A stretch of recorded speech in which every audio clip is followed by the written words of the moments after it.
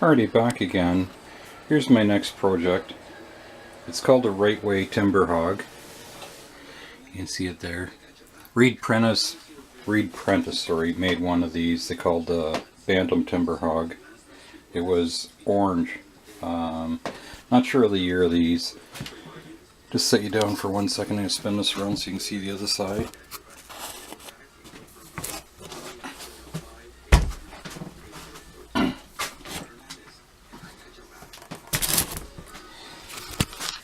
Here's what the other side looks like.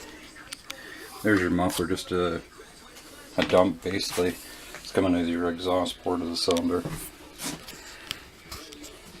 Let's get a look at the end here.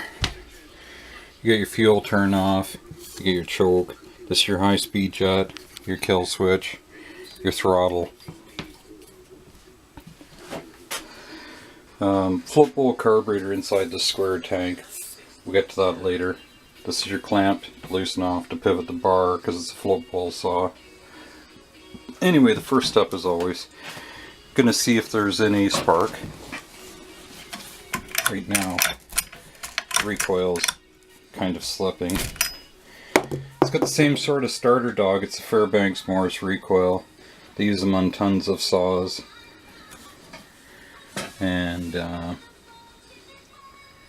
anyway, we'll have a look at it. It doesn't want to rewind, probably just needs some lubricating. See there, you can see the Fairbanks Morse symbol. It's funny, a lot of people will see that on a saw and call it, I got a Fairbanks Morse saw. No, they never made a saw. Anyway, we're going to tear into this project, see if we can get it running. So the first thing I'm going to do is going to get the shroud off, have a look at, see what's going on with the recoil. I have a feeling the starter hub, I had one here a minute ago. I have a feeling the starter hub, like the last ones, wore really bad. Here's the starter hub. The one I restored a long time ago, I might put in the description a spot where you can see I cleaned it all up, painted it, got it running. I might put in the description, put a link to that video if you want to see it. Anyway, as always, when I get more, I'll get back to you. Okay, I got the recoil off. In one of my past videos, I showed these recoils, and I should have maybe taken it apart. Just going to show you there, if you see, there's a dog here, starter dog. When you pull it out, they come out. The starter hub doesn't look that bad, but it depends how far these come out. These starter dogs look pretty rounded. Anyway, I'm going to take it apart so you get a better idea of what these look like if you ever go to do anything with them yourself. First, we got this C-clip right here. Let's take it off. Try not to lose it. Then you got this washer. The spring, it's important. Well, it's all important, but let's take this up.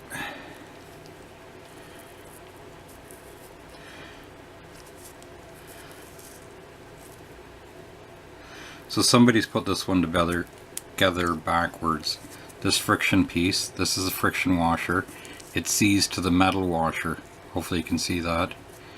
Some are made of like almost like a papery type of material. Anyway, I'm going to leave that. That was put on backwards. Somebody's been in here. Doesn't surprise me because of the handle. Don't know if you can see that shiny down there. That's backwards as well.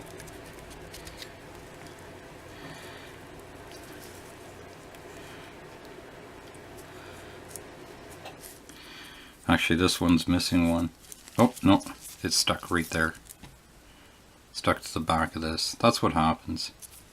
It just gets sticky from sitting. Some sort of... This one's almost like a Bakelite. There's different things that I want to break it. Because these literally grab and make them go out. Anyway, I'm going to unstick this. Never hurts to just down in the side. Sometimes I lift them up, be careful.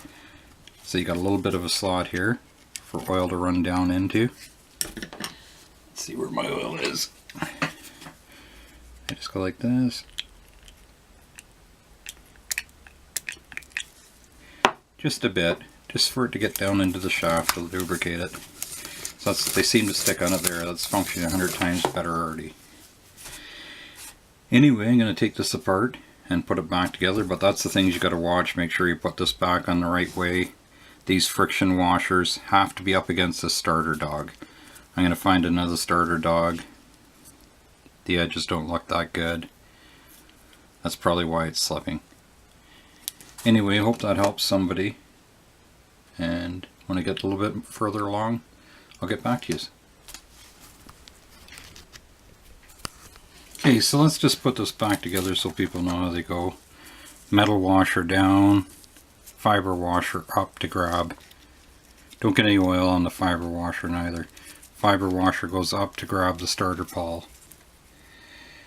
So went inside and scrounged around, and I can't find all my new ones. I found another set here that don't look bad. I'll try it. Figures put stuff up so you don't lose it, and lose it. So fiber washer down again. Gonna wipe this one off, it looks a little oily. You can clean these with brake clean as well, it won't hurt, because the whole idea, they're like a friction washer, it's to make it grab and make the starter pawls engage. Then the metal washer. The metal washer's got 2 slots, just so it doesn't turn and makes it grab. Still use these starter pawls on a lot of saws, so you can still get them through a Stihl dealership. So the spring, and then this final washer. Wiggle it down, put your snap clip on, just watch it doesn't take off on you. Give it a pull, make sure that they're going out. Yep, they're going out. Crank looks okay. They're going out, retract in, out, and in. So that's it. Anyway, I'm going to put this on and hopefully it works. If not, I'm going to be looking for another starter hub for this thing. Alright, back to you in a bit. So just turn it back on. These areas too, I should have said, you don't want them all shiny like that because it will slip on it. It'll spin easy. You want it to grab. I wasn't very happy with it. I found another set. So when you pull it out, you can see how much further they come out. They come out nice and far. Anyway, its basic job of all those friction washers and that piece is to bind up to make it expand out.